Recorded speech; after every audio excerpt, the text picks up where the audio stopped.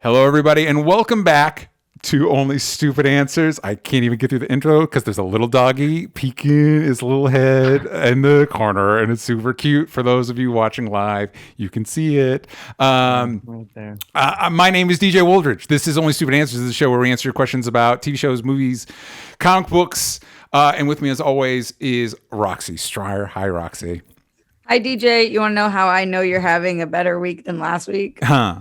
Because remember last week how you opened the show? Oh, yeah. Holy shit. Holy shit. We're here again. Oh my God, we're here again. Fuck. But we have a very special guest today. Oh, introduce yourself to the kids at home. Hey, my name is Johnny. You might know me as Johnny Two Cellos on the internet. That's my YouTube channel where I mostly talk about cartoons and cartoon accessories. And yeah, thank you so much for inviting me. I'm really excited to talk Lightyear. You know, when I knew we were going to do Lightyear, and I was like, who is a good guest to have on? And you were the first person I thought of. So I'm glad you were able to make it. Oh, with my ignorance, do you play the cello? No, so my real name is John Paracello, which kind of sounds like pair of cellos. So that's Johnny Two Cellos. That's so good. Pretty good, right? That's really good. That's what we like to call in the biz good branding, is what we like to say. It's good branding. Yeah, because I was like, why are there two cellos? I feel like one cello is enough. You don't know, but it's never enough. There's also a band called Two Cellos. So when you search me on YouTube, it's all a mix between cartoons and covers of songs by guys who play two cellos. So for those that aren't familiar with your stuff, tell us a little bit about some of the videos you put out recently. Oh, recently, let's see. So I tend to talk about like adult animation. Some of the shows I cover are like BoJack Horseman, King of the Hill, Futurama, South Park, Simpsons, that kind of stuff. Recently, I put out, I think the one I'm happiest with is I put out a video about Cotton Hill, Hank Hill's father in King of the Hill. And that's like a big, long, full on deep dive into that character and his place in that show and his whole life. And I'm pretty proud of that one. I've also kind of recently been covering SpiderMan stuff, which is a little bit outside of my normal wheelhouse, but that's been going pretty well. I did a spectacular SpiderMan retrospective that I'm really proud of as well. And then I just kind of cover stuff as it comes out, like that new South Park special that came out a couple weeks ago, I covered. And and I kind of just do like deep dives into really specific aspects of shows. So I have like, if there's a show I like that I cover, I usually will have about a dozen videos about it where I'm just diving into one specific aspect of it. So Spectacular Spider-Man, the animated series from like early 2000s? Yes. So late good. 2000s, I believe. Yeah. So great. It's incredible. It took me so long to come around to watch it. Everyone told me it was the best, and I was like, is it? And then I watched it, and then it is. It definitely is the best. It's really great. Every time I watch Young Justice, which is a show I enjoy, it's also from Greg Weisman. I watch it, I'm like, man, I like this show, but I sure would have liked more Spectacular Spider-Man. I sure would have liked that. That's the biggest shame, is that it ended way before it should have. Yep, and there's like no real, like Young Justice went away and was brought back for the DC Universe app and is now part of HBO Max. There's no avenue really for Spectacular Spider-Man to ever exist again. Maybe they'll bring him in as a cameo in one of these Spider-Verse movies, maybe. Oof, but deep pull. Deep pull. I think we'll see Japanese Spider-Man, and I think we'll see the classic 90s Spider-Man before we see that. My dream. Sorry, go ahead. No. Your dream. I really want to see in the Into the Spider-Verse sequel. I want them to bring in Reeve Carney as the musical Spider-Man from Turn Off the Dark. Bring him in, have him swing in, start singing a song, and then immediately break his ankle, and that can be it. It'll be great. I think those wounds are still too fresh. I think I don't know that we'll see that. But speaking of the 90s Spider-Man, one of our Patreon exclusive shows, Spider-Versity, Sal from Comic Pop and myself, we are going through that show, and it holds up significantly better than I thought it would. I was like, I was getting ready to like, I'm going to grit my teeth through this, and I'm like, you know what? Not bad. It's not bad. It's pretty good. I watched that one earlier in the year and did a video about that, and I was shocked at how how well it holds up. There are some definite like 90isms and there's some aspects that are corny, but for the most part they do most of those characters and stories justice. It's pretty good. We're just started covering the black costume saga, and it was funny like we just watched the first episode of that, and I was like, how do we keep fucking this up? Like, just do this, just do this in a live action movie. Like, why are we treating it like it's some big? Just do what this is doing. It's also funny to look at how many things Spider-Man 3 actually lifted straight from that adaptation. Like, yeah, it's actually shocking because when you look at the way they did it in the comics, it's mostly Spider-Man 3 pulled from that show instead. Yeah, especially like the reveal with the costume and everything. But it's like it should have pulled more. It should have pulled. Yeah, it should have pulled more. You're especially right. since that arc understands like, hey, not every villain. Rhino doesn't need an arc. He can just be around. He can just be a guy. Totally. Roxy, you're a lover of animation. So much so that I understood every character and reference and word, and I also agree. And I'm hoping they bring back Dino Spidey. He's really, really unique. You guys wouldn't know him. It's a deeper cut. Yes. And honestly, I'm not even allowed to share more about it than that. You can't, because we can't even get into it. What we can get into is if you listen to this on Spotify, we ask a question every week. Last week's question, Roxy just mentioned Dino Spidey. What is your favorite dinosaur? Isabella answered Dino Nuggets. Anthony says, this is unrelated to the question. It's just, I answered his question last week. He says, thanks for mentioning me in the podcast this week. I am a longtime listener, but first time commenter. You did pronounce my last name wrong, but all is forgiven. Love the show. Sounds right. But here's the thing. Right. You didn't tell me the right way to say it. So now I'm just going to say Anthony, and we're going to move on. Yeah. There was a year of my life when I was a kid where my sister ate Dino Nuggets every single day. She wouldn't eat anything but Dino Nuggets. I have such a place in my heart for those things. Dino Nuggets slap, I would always take one. Those are the jam. It's wild the way kids' brains work. I was like, I don't want that. Now it's shaped like a dinosaur. Well, now I want it. Well, why does it taste better? Why does it taste better when it's dinosaur shaped? It's a really good question. I'm also not allowed to share the answer to that, but there is one. It's a mystery. It's a mystery. Yeah. It's one of those, you don't want to know how the sausage is made. You don't want to know what goes into the Dino Nuggets. The crevice is made for like better ketchup holders. Like the legs, it's like, and then the ketchup goes throughout, Okay. I gotta ask the class. Roxy, we'll start with you. Did you start head first or did you start like feet, tail first? No, head first. head first. Johnny? Yeah. And like probably with my hand. Yeah. Well, you got to put it out of its misery. Yeah.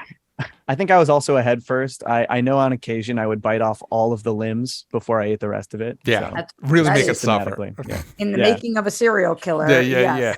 Do you all? I'm gonna out myself. Do you all ever, when you get a meal, like let's say some pizza, you got some slices, you're like you identify that's the best one. That one I'm saving for the end. That's the crescendo. Oh, that's the best one. I'm saving that for last. Yeah.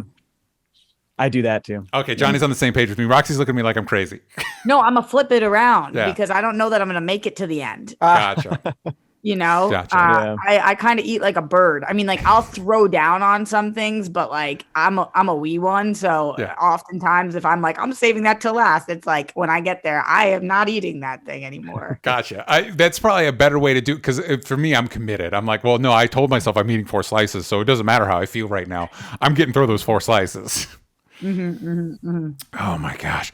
Last bit of business up top. Oh my goodness. HELLBENT is on Kickstarter. HELLBENT 2 is on Kickstarter. We've already reached our initial funding goal. We're working on our first stretch goal. For those of you that may not have been a part of the previous Kickstarter, not familiar with Kickstarters, stretch goals allow us to use the extra money we raise to make the comic and the other rewards better, cooler, more like what we envisioned in our dream of dreams we want them to be. So since we hit our initial funding goal, the comic is happening. You can pledge with confidence you will get that comic.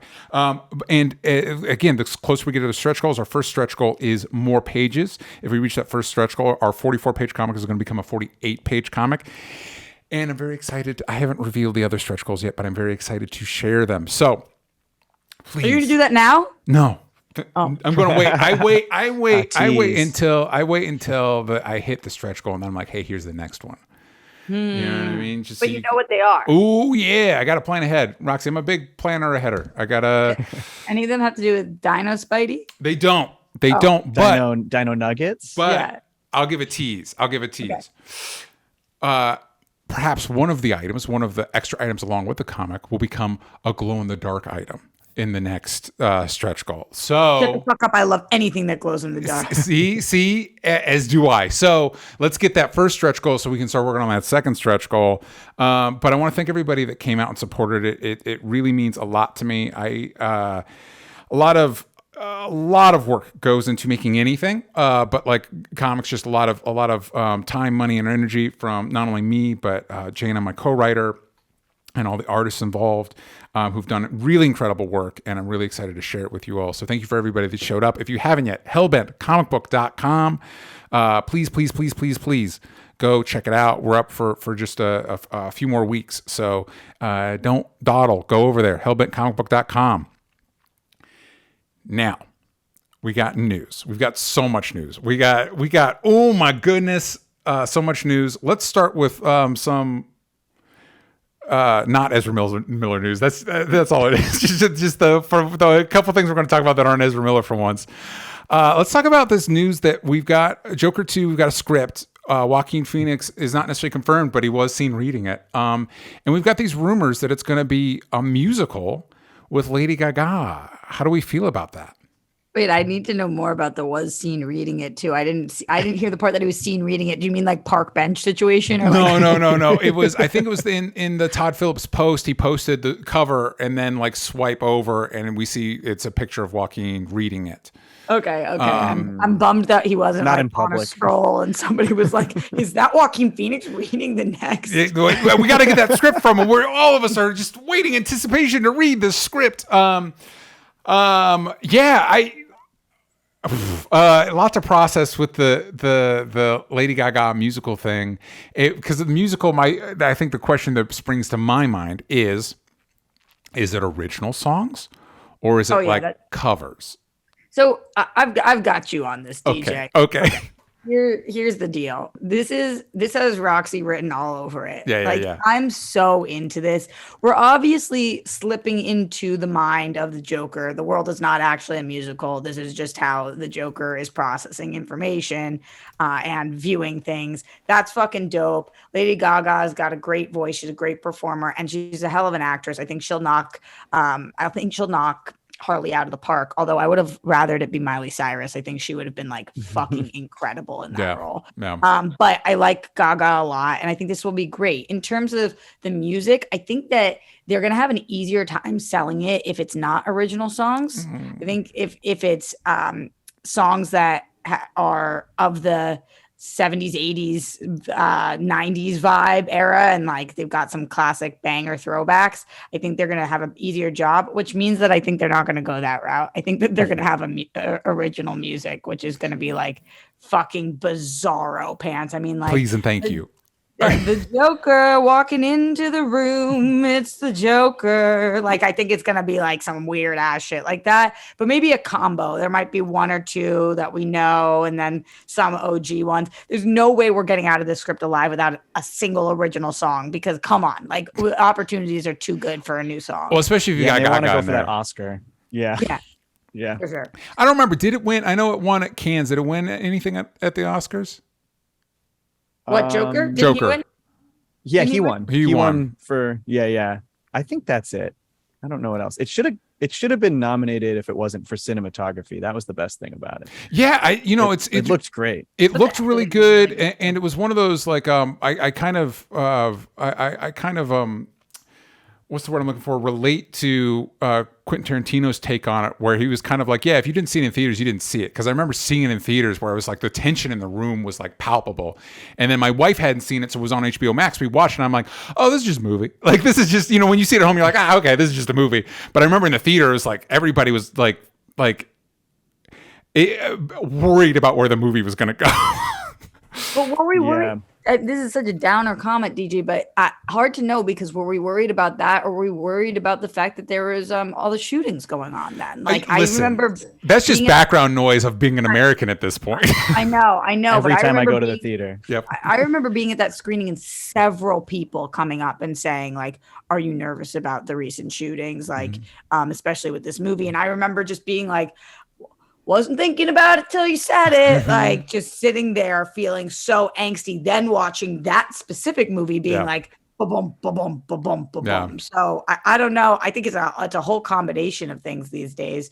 And also, DJ, I don't know if we want to be saying things like, I agree with Quentin Tarantino about that you need, if you didn't see this in the theater, did you see it at all? Like, it's so pretentious when these men say shit like that. No, but it specifically... It wasn't about like we need to go, but it was specifically about the experience watching this in the theater was different than watching it at home, which is something I relate to.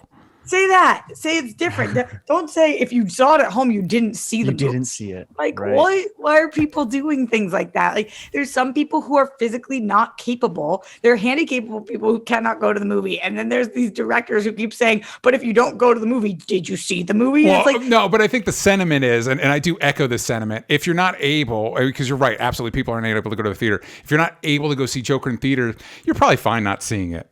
You know what I mean? No, it's not a movie you like need to see. Yeah, it's not gonna like, because I hear you on that. Because there's something like Northman where it was like, I feel like the experience I had in the theater, which was great, I could also have at home because that's what that movie is. That movie. Something like Joker, it's like, I don't know. It's not going to change your life. I don't know that you need to see it. Like, if it's about the script, watch it at home. If it's about the spectacle.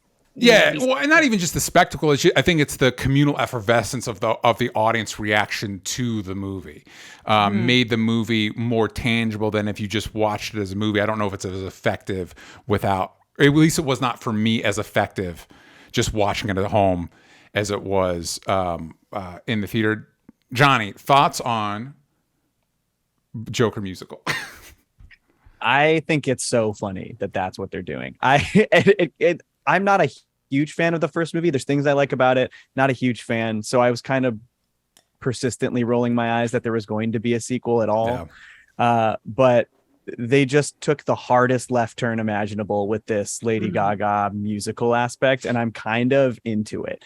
Part of me is going to laugh seeing the people who are obsessed with the first movie angry that this is going to be a musical. And the other part of me is like, yeah, I'll probably watch Lady Gaga in any musical. So sure. I haven't seen House of Gucci yet, but I'll watch Lady Gaga in pretty much anything. Right.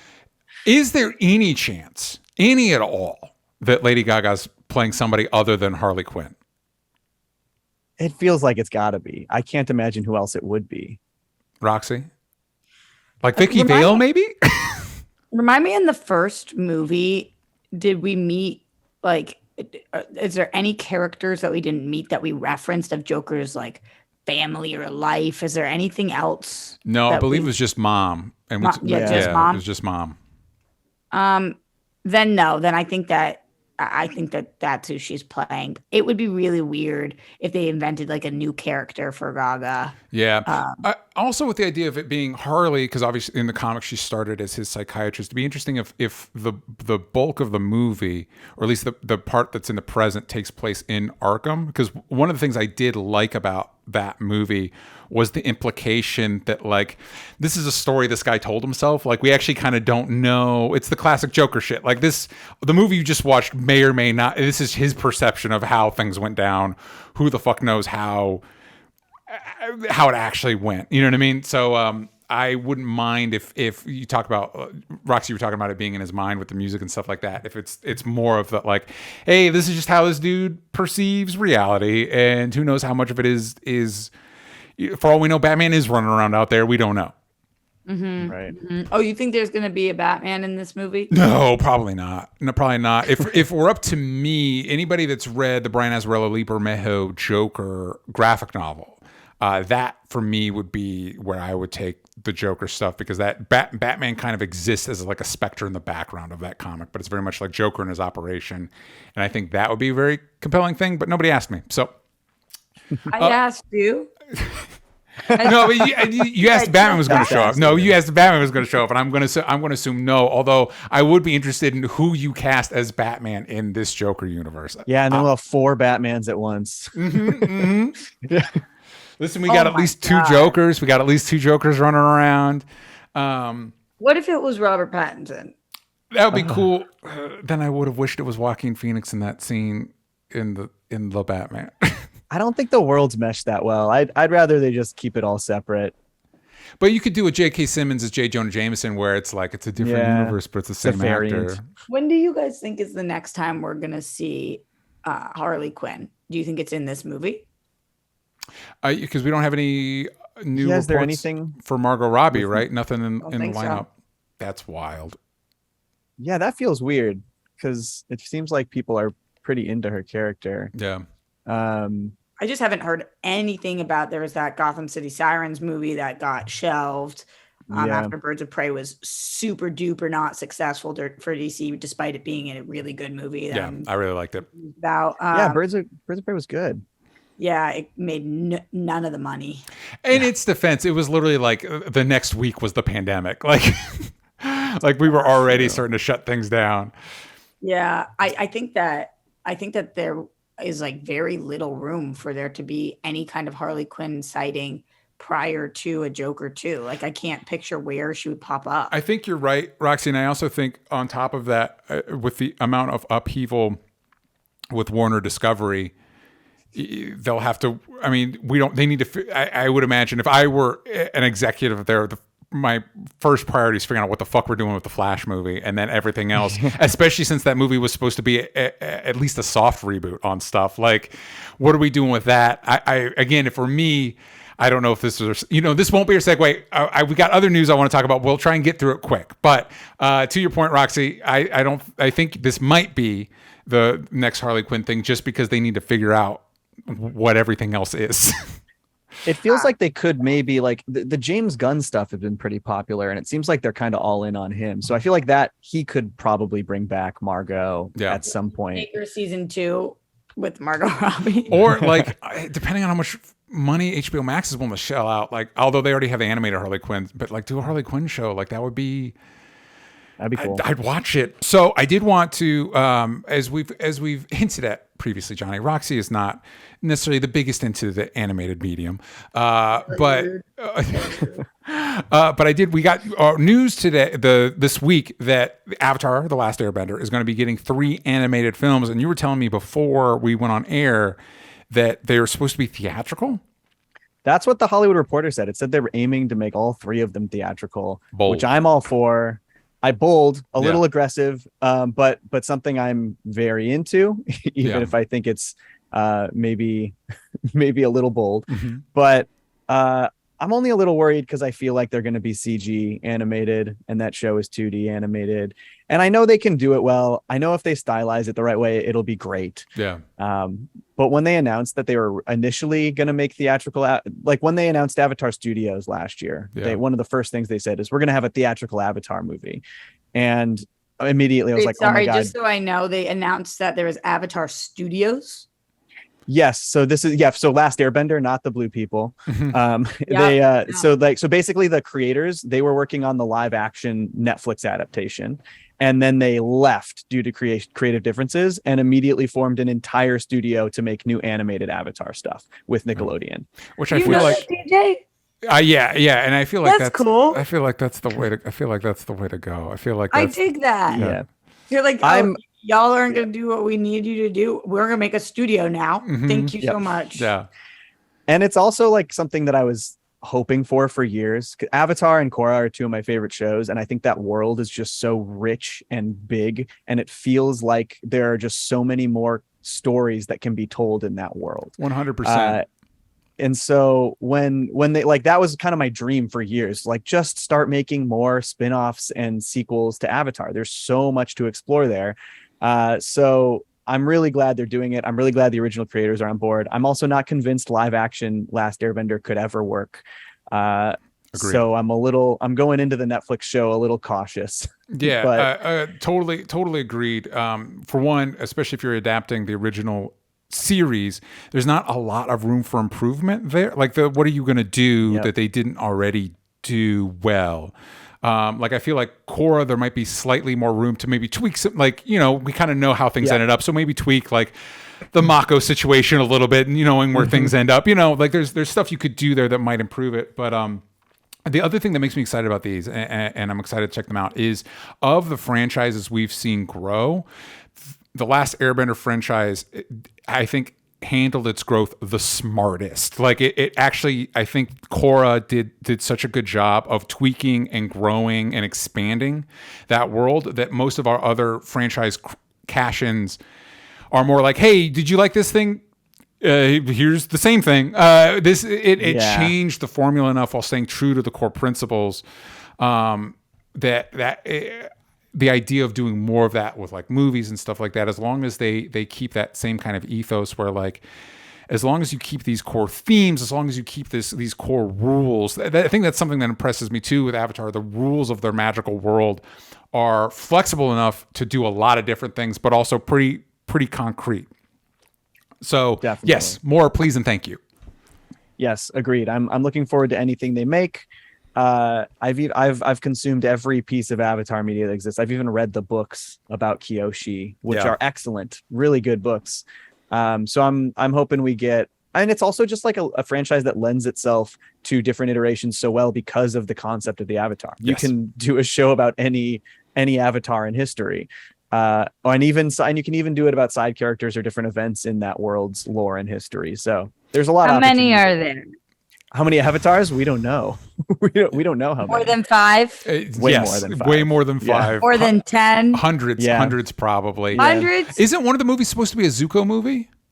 That's the rumor. I don't think that's confirmed, but that is Danny the rumor. Zuko?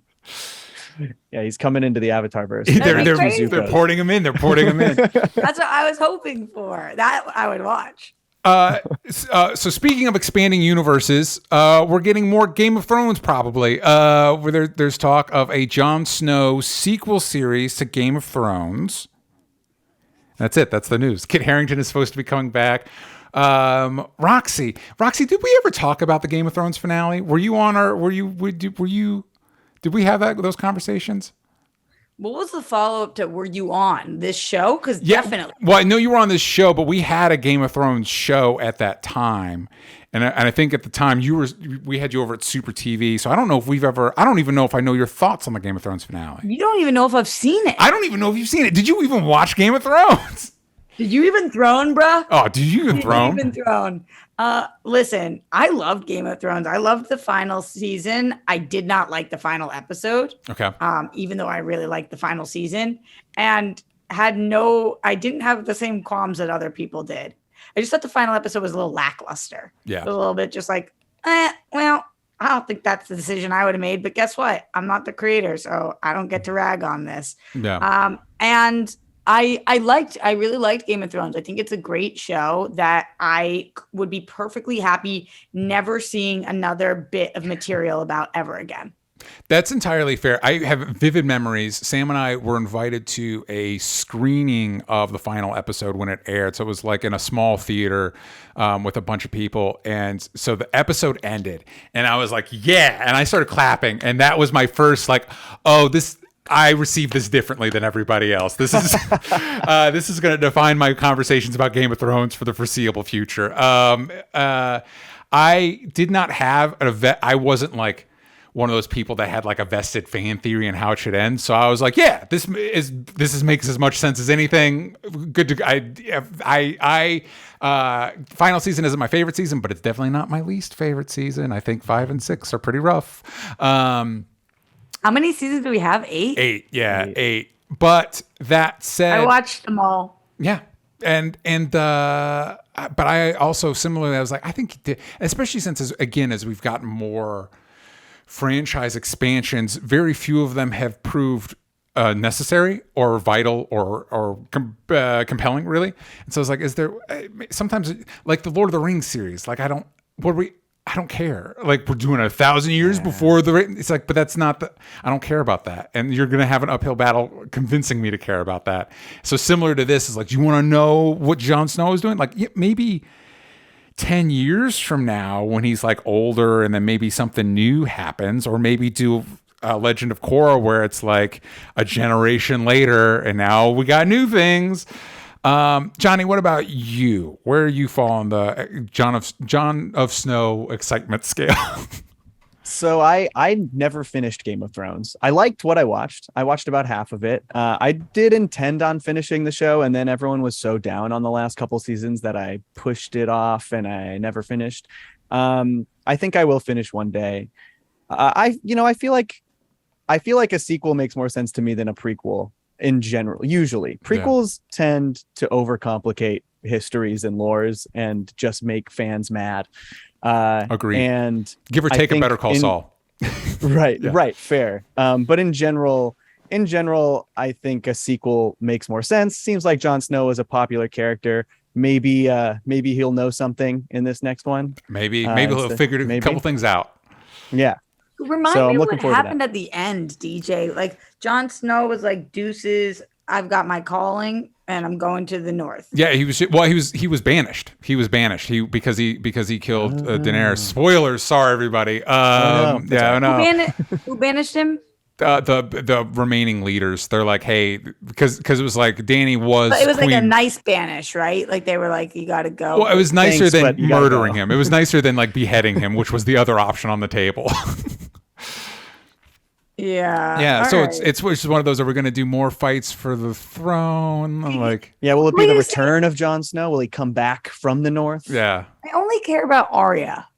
Well, Arya was the only one kind of put in a position where like, oh, this might be new things. This might be, you know what I mean? This might be something like, again,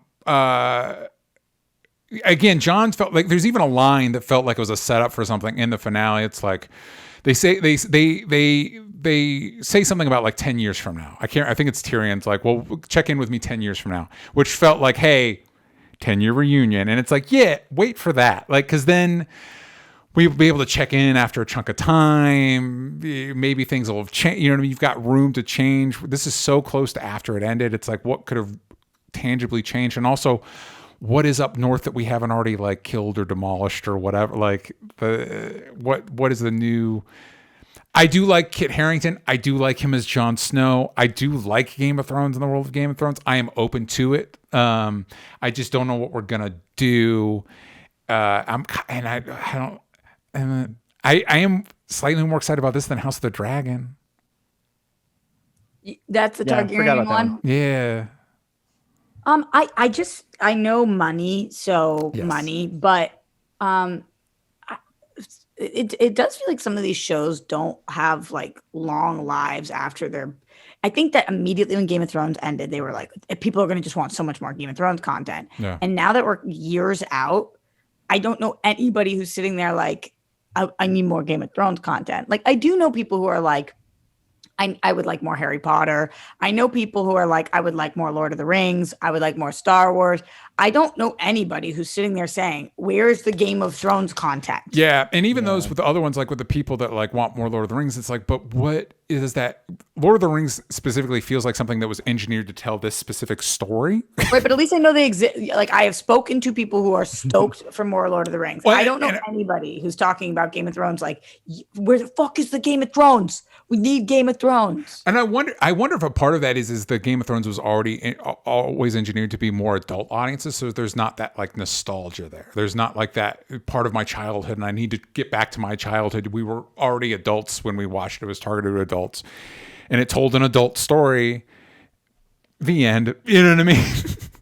I also feel like it feels like just from more of the outside looking in, it feels like so many fans were disappointed with the end of the show that I think a lot of them who maybe would have wanted more were kind of like, do I really want more? Yeah, which goes back to my thing, like wait 10 years because we all agreed, culturally, we all agreed that the Star Wars prequels were bad. And now, however many years later, we're like, well, actually, and you know what I mean? I think if you did the same thing with Game of Thrones, and I want to be careful what I say because I know we have a prequel fan in the room right now, but it's just, I feel like nostalgia heals all wounds, and if you gave it some time, people would come back and be like, well, actually, I'm waiting on. We got that with Lost. People like I think about Sopranos.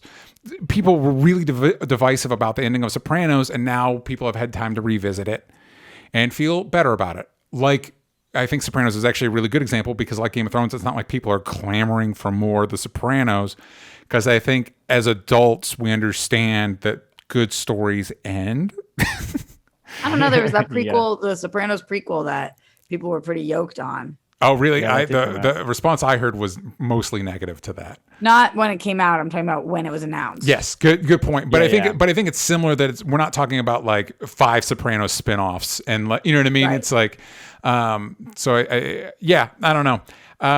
We will see. Before we get into our main topic, we've got to. We're obligated to. I literally can't escape it. I've got you again, DJ. I got you again here. Where in the world is Ezra Miller? That's the game we're playing this week.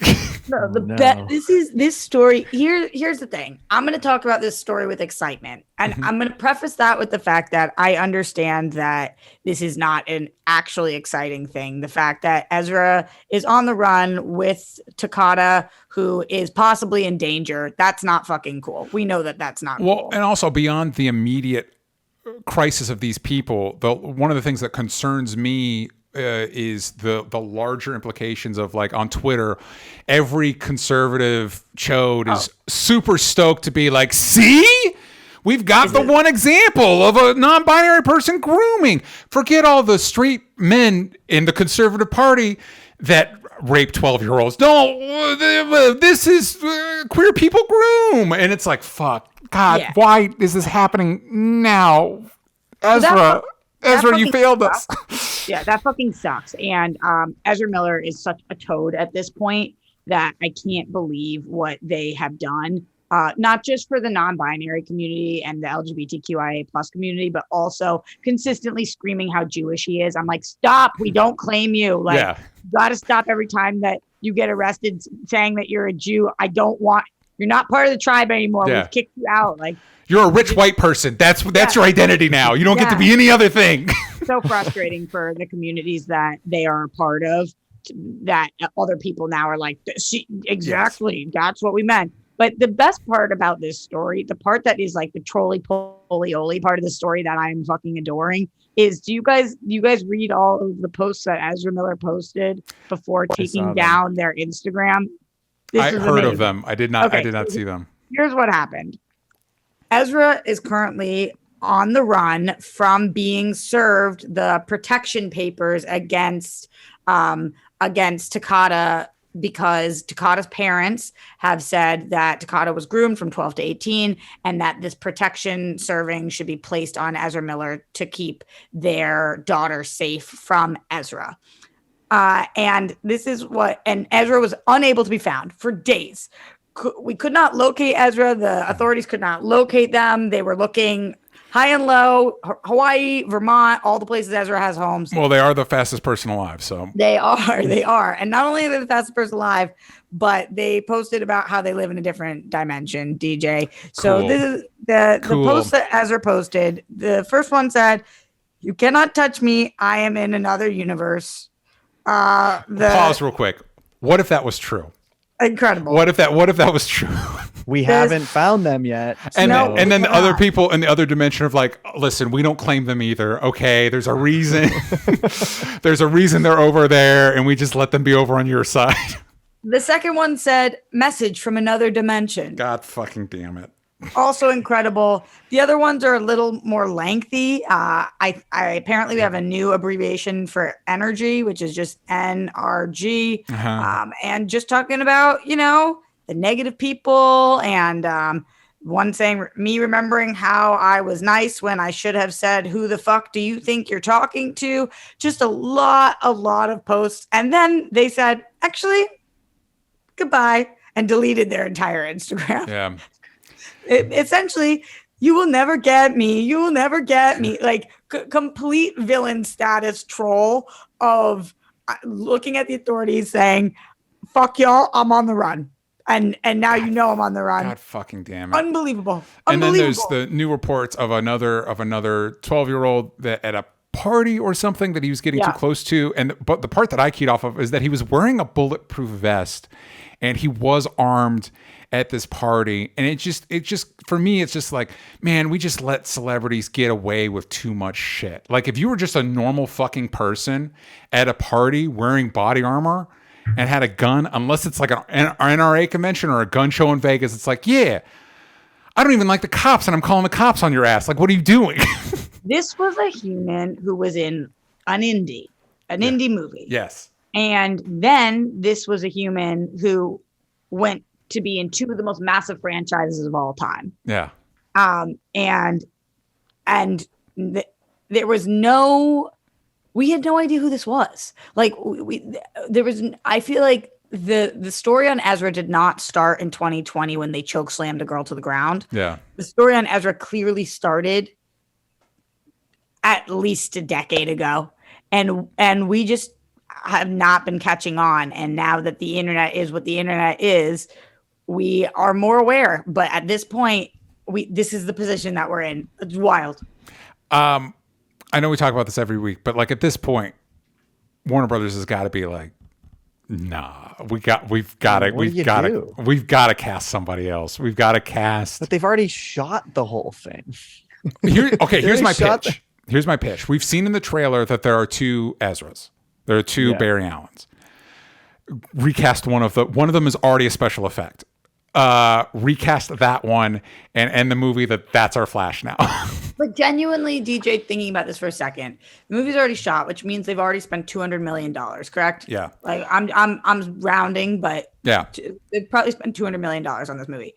If you were going to recast Amber Heard, for example, that's probably a $20 million fix. Yeah. If you're going to recast Ezra Miller, that is probably $100 million fix. I would have to assume. And then there's no way that you're making the same amount of money as if you just released the movie, because frankly, I don't think that there would be enough people who don't go see the Flash movie because of what Ezra has done. It's really the people that we speak to, but like if I called right now, if I talked to my grandma, if I called my friends in the Midwest, if I talked to, they don't even know they have no idea. They don't even know Ezra Miller's name. Mm-hmm. Yeah. There's no way that this affects the viewing by as much money as it would take to reshoot. And this is a corporation. This is not the morality police. I just don't see them doing that. But this is a bit more drastic than our typical canceled situation. Like they're on the run from the law. On the run. Yeah. Actively. They're actively on the run. How nuts would it be if they were still on the run by the time the movie was supposed to come? Like, will they show up at the premiere? And and also, especially, you just threw around a lot of big numbers, which makes me think about the fact that money is fake. So, it doesn't. I didn't make up all those numbers. I did completely. No. What I'm saying is when you're talking about 20 million, all that, it's like, yeah, it's fake, especially if you're a studio that big. Money's fake. It doesn't mean, don't pretend like like the studio's like, well, you don't. It's imaginary. You know what I mean? And theoretically, Aquaman made $1 billion, right? Mm-hmm. Another fake number. Yeah. So say that the Flash makes $1 billion, and $1 million, that's $100 million less than they would have if they didn't recast. Like, it's okay to lose $100 million when you're making $1 billion, right? And see, that goes, money is fake. When you've got that many zeros behind a digit, it's imaginary at that point. Like whatever. So, but I will say, to your point, I think you're right for practicality concern. But I would say I would definitely do enough reshoots that, because again, I've said this before, I'll say it again. There's going to be a bit near the end where the day needs to be saved and the Flash needs to run real fast. And when he's done running real fast, it's a new actor on the other end, and he's reset the timeline, and it's a new. That's why I'm saying, if we've already got. Barry Allen jumps to another universe where there's another Barry Allen. It's make that a different actor, and so then that's our Barry Allen moving forward. The Ezra Miller Barry Allen disappears in the Speed Force. Oh no! But we've already got one in the chute ready to go to replace him to move forward from there. Eek. Anyway. That's a good time to go on an ad break. Ad breaks, everybody. Yay, everybody's favorite. All right, everybody, we are back from the ad break. And despite what all that news may lead you to believe, we're talking about Lightyear. Gosh dang it. We've all seen it. It is the new spinoff, question mark, of Toy Story. The synopsis on IMDb reads, while spending years attempting to return home, marooned Space Ranger Buzz Lightyear encounters an army of ruthless robots commanded by Zurg, who are attempting to steal his fuel source.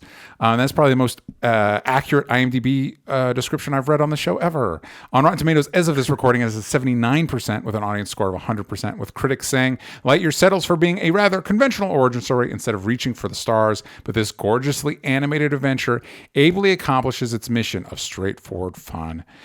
Johnny, let's start with you. You have a whole show talking about animated stuffs. What were your thoughts? Spoiler free. Let's start spoiler free on Lightyear. I was pretty excited about this going in. I felt like people got a little too bogged down by the whole spin-off nature of it all. Yeah, surprisingly confused about what is it? They wanted to make a Lightyear Buzz movie. Lightyear I don't know. Yeah. And I was very excited to see Pixar do a space adventure. Yes. I feel like, WALL-E is great, but it's fun, but it like a space action adventure seems like something that Pixar should knock out of the park. Yeah. And it felt like, oh yeah, that's natural. Just bring in, just build it off of the Lightyear idea. And I was a big fan of the animation. Beautiful. Incredible animation. Great world building. I think this aesthetically, I love the production design of this film. Like the world and the technology was very analog. It wasn't like iPad, iPad hologram style. And so those things I really liked. I found myself drawn to aspects of the world and world building that we didn't explore in the movie.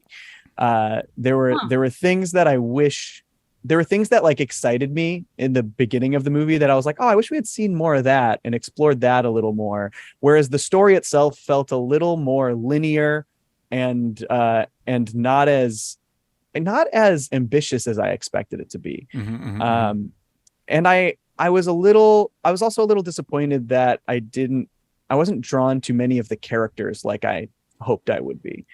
But overall, I enjoyed it. I had a nice time. I thought it was very nice looking movie. Really, really fun space adventure. I was a little underwhelmed by the story and characters though. Yeah, I feel that. What about you, Roxy? You were a little on the fence about going to see it. But you did. Yeah, I did. Yeah. I like this movie. Yeah. I like the movie. I think that it was really cute, and I went later than most of the people that I know who saw it, and so I think that actually boded very well for me because I had heard from people this movie is a mid-tier, not as good Pixar movie, and then I went to it thinking it wasn't going to be that good. But DJ, as you reminded me, mid-tier Pixar is still A+ anything else. This having a 79 on Rotten Tomatoes, that feels like a ranking out of Pixar movies. Yeah, I agree. That doesn't feel like a rank in general, movie-wise. It's had a really solid script. Yeah, and I think you and I probably also benefited from earlier that week. We'd both seen Jurassic World. Right. Which was both of our was it your number one favorite movie of the year, DJ, or number two? Not quite. Not quite. Okay. Yeah. So I think it was good to go in thinking like, oh, this isn't going to be that great. And then as I was watching it, I was like, oh, but of course it's going to be good. Like at the very least, it's going to be good. And it was, this is my favorite that I've ever liked, Buzz. I thought it was cool to see a version of him that kind of had it going on. Yeah. Like I also love a story about determination. And I felt very connected to a story in which you want something so badly and it's just not happening for you. Yeah. And you want it so badly that you're going to give up everything else in your life to get that thing. That for me, you know, obviously it's not like a hidden analogy in there that I moved 3,000 miles away from my family to be in this industry. I want this so badly that I don't have a boyfriend. I don't have a partner. I don't have my family. I don't have, you know, you give up everything for a dream. And I feel like that's a beautiful thing to be able to relate to. Like, oh, there's more of us, you know? So I just think, even though that's not the full concept of the movie, just the premise was so, I just was watching it thinking, yeah, I get this, and I connect to this, and I think it's really great. Yeah, I'm totally on the same page with you, where it's like, if I compare it to something like my all-time Pixar favorite, like a WALL-E or Incredibles or Inside Out, all that stuff, it doesn't hold up as well. Any of the Toy Story movies. But like, again, earlier in that week I saw Jurassic World. All right, so it's like this is leagues better than that movie. And so I really appreciate it. And I'll get more into my thoughts on the story, because my thoughts are a little bit more spoiler centric.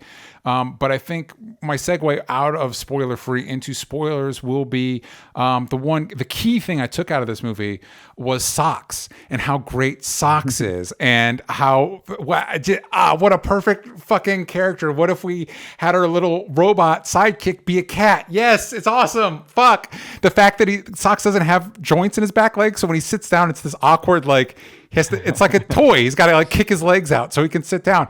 Fuck, I loved it. Socks is so great. That was my big takeaway, is how much I fucking loved Socks. And for all the John and I were talking a little bit before the show went on air. It's like, for all the hemming and hawing about its connection to Toy Story, the two things that I think are more confusing are, one, how did fucking Andy get a Buzz Lightyear toy, not a Socks? How was Socks not the top of his fucking Christmas list?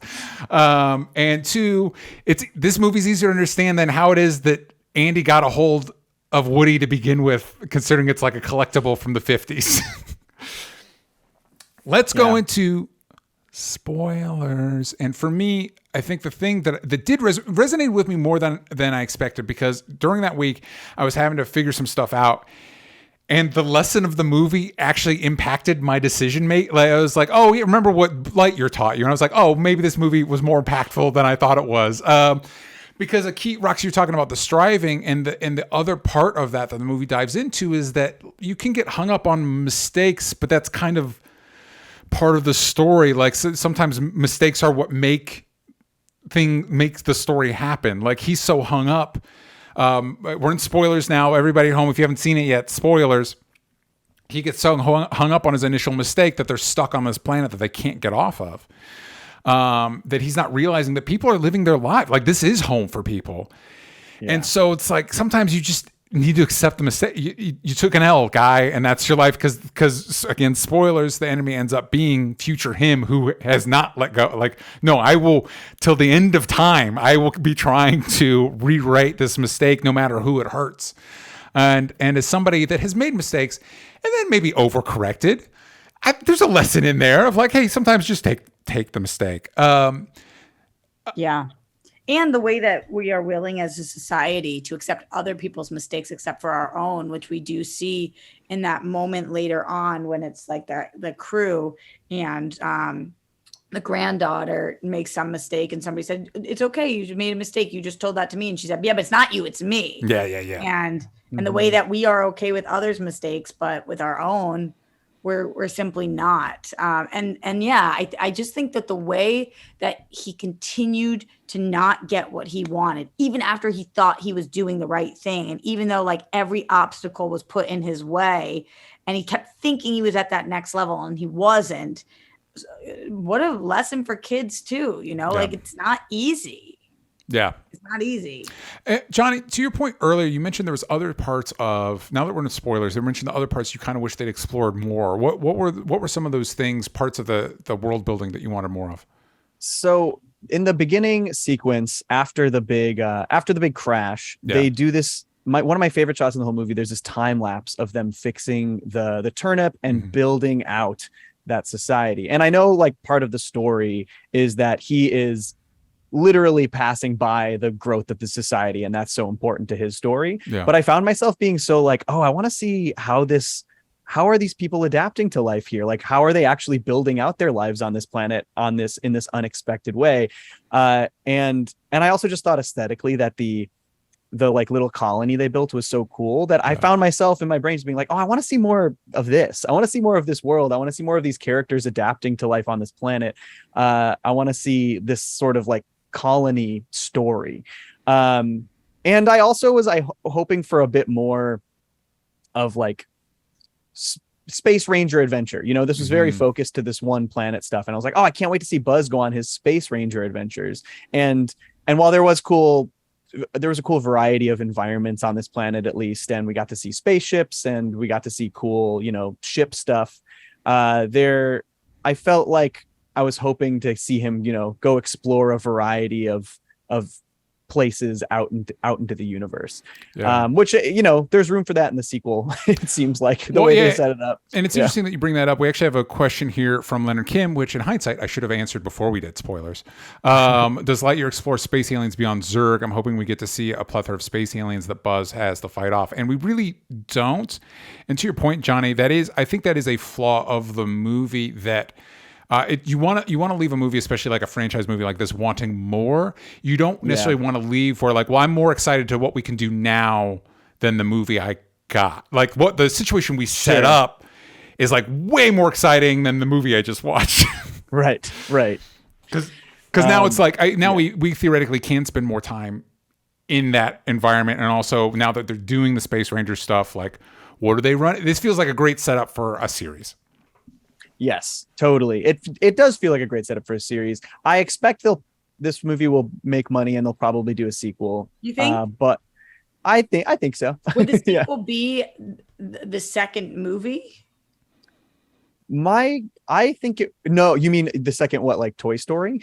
No, like this is the reason why this movie exists is because this is the movie that I see. You know that's the thing that I don't care about. Like I feel like they over-explained that. Like I didn't need the opening thing to be like, this was the movie Andy saw in 1995. You know, like I feel like did that movie have a sequel though? And that's exactly. I mean, they'll probably do some explanations like that. I will say, because you got to assume, we're getting in the weeds of the part Johnny doesn't care about. But I had a moment. It's fun to talk about. I was like, okay, so I have to remember that in the Toy Story universe, this is live action, like because the Toy Story universe is CG. Even then, it's like, man, the effects in the Toy Story universe are balling in 1995. Yes. It would be funny if the second one came out and they were like, in 1997, a sequel to that movie Andy liked came out. He also went to see this movie. He didn't like it quite as much. Yeah. He thought it was a step down. He went on a lot of message boards mad that they included a black person. It's like, oh, Andy, oh no. Oh no, Andy. You guys get love vibes at the end? From the two between the granddaughter and Buzz? No, I got familial vibes. Yeah, me too. Familial vibes. Familial vibes. Yeah. I think we're gonna introduce a space babe in episode 2. Space babe, totally. And that space babe could be guy or girl. Who's to say? I mean, we don't know. I mean, it's an American movie, so it will be a girl. But you know, who's to say? That was cool though. I did have. This is probably not the most PC question, but I did have questions about how the Buzz's best friend, what's her name? Alicia. Yeah, I have Alicia Hawthorne. Hawthorne. How it worked on this when they crashed, that like is there an adoption process, or like was there how does it work when there's like 5 people there? That's the world building I wanted to see them figure out in the new colony. Yeah, and not to get in the weeds. Like, Not get in the weeds because Izzy did look like her mom. I was assuming an artificial insemination situation, like maybe there had been banks but on they the had ship. That technology. I mean, they're clearly exploring the universe, trying to colonize because they're out there to colonize. So yeah, probably they have that. And they're it's just the scientists. problem with this one is that it's a bad planet to call. It's like the planet sucks. Yeah. How many people were there? It looked like a lot. Yeah. I mean, just based on that opening sequence with all of the like different like whatever the cryogenic chambers they were all in, seems like there is probably hundreds of people, I would guess. Okay. But yeah, they showed her pregnant, so they're definitely like it was definitely some kind of sperm donor. Yeah. and they're all scientists. They must have known. That totally works for me, which is fine. I'm just stoked that we like legitimately had a lesbian character in one of these movies that we didn't shy away from or say like, we don't know what happened. That was just like, this is part of the movie. And I was like, okay, I see you, Disney. Mm-hmm, mm-hmm. This is a little, you're doing a little better. And and it was just completely normalized. That was the best part about it. Yeah. Totally. Johnny, speaking to your point of things you want to see more of, little aspects that they hinted at that I'm like, oh yeah, that feels like a good setup for sequels. Like when we find out about Zurg's situation, that he's a Buzz from the future, and he just finds the ship, and little conversations he has with like other robots, like, oh, this is a problem down the road. Like, where did this ship come from? Like, who did he take this ship from? Like, that feels like a good setup for like a sequel antagonist. Like, hey, I want my fucking ship back. Yeah. Maybe the real Zurg. Let me ask this question real quick, though. I am still a little confused about the mechanics of how both of these Buzzes exist, because they show old Buzz, this old angry future Buzz, and he goes on to say, so here's what happened to me. I landed the ship and they tried to arrest me, and then I went far into the future and then came back from the future. When did he split? Like, how did they split into two Buzzes? I don't understand how one didn't. Yeah, I'm thinking like Endgame rules that once the other one got involved in the past, now there's technically two Buzzes. Right. Okay. Yeah. It really doesn't. It's loosey goosey. Which I'm going to be honest with you. If you're doing time travel, be loosey goosey with it. Don't. You know what I mean? It's not, unless you're Primer, you're not going to be able to like. Even Primer, that was part of the premise of that movie, is that like time travel just fucks shit up. Like it's you're off the rails at that point. I do, before we wrap up, I do want to talk about my absolute fucking favorite sequence in the movie. Like, I enjoyed the movie, but this sequence I was like, oh fuck, this is great, is when they are escaping the Zurg ship and Buzz has to like help the other ship while it's crashing. I'm like, oh fuck yeah, Pixar. I'm all about this shit. This is a really fucking cool sequence. I like that entire sequence, even just from the beginning of when he's trying to get the original ship out of there, and then the big ship explodes and he's flying out the airlock. The suspense of him having to put his like helmet on, his helmet back up, and then for him to fall onto the one ship, put the thing that he needs in there, and then there was just so much happening, and it was all directed and executed in such a fun, suspenseful, satisfying way. It was really cool. Love that sequence. Did you like them? Like, I know that you said that you wish that there was more space exploration and stuff, but in general, somebody said, did you like the movie? What would be your answer? Yes, I did like the movie. I liked, didn't love. I think I had higher expectations, which maybe hampered my experience a little bit. I was like, oh yeah, Pixar doing a space adventure, I'm in. There were aspects of I really like the messaging. I really like Buzz's arc. I felt like the plotting, it felt a little too like, okay, we need to go here to get this. Okay, now we need to go here to get this. Okay, now we need to go here to get this. And it just felt a little too linear to me. And I wish there was it was a little more dynamic in how everything came together. But overall, I liked Lightyear. I liked it. Yeah. I think I feel the exact same way, where I definitely wouldn't be like, oh my God, I loved that movie. Yeah. But it was solid. I definitely liked it. Like the way that people were talking about it, I was thinking there's a possibility I didn't like the movie, and that I can't really see somebody walking away from being like, well, that was a pile of turd. Right. Definitely good. Before we wrap up, we got one more question from the Discord. Jake Hefner, do you think a Woody's Roundup movie in the style of Lightyear would be a good idea for Pixar? This is something I've been joking about on my podcast with my co-host, is that how funny a like Pixar Western would be, but to like make it maybe I don't know, you get like Timothy Oliphant to play Woody or something that. Yeah. I also they should lean into how the convoluted backstory, like Andy loved Woody as a kid, so when he grew up, he got a job as an exec at a studio, and this is the show he made. This is the reboot of Woody's Roundup he made. Like, oh God, just make a Woody show, guys. Come on. I don't remember. Did Woody and Jesse know each other prior? No, they're from the same show, but they didn't know each other. Yeah. Okay. Honestly, I think they could do that because I'm interested in seeing a Pixar Western. I don't know if Woody doesn't feel like, I don't know if you can make Woody as like cool as you can make Buzz. Listen, there's a reason the whole plot of Toy Story 1 is the space toy replaces the cowboy toy. We're part of a different generation. Honestly, what I would love to see is I would love them to do a Disney Plus show that's just like them doing the old marionette Woody's Roundup show from Toy Story 2. I think that would be so fun. Just like with all the ragtime music and the like silly over the top stories. Yeah. Absolutely. Roxy, do you want a Woody show? I'd watch it. There you go. Let me tell you what I want. I can't even remember the exact name of the toy. So Toy Story has those little like one-off, spin-off, like 20-minute specials.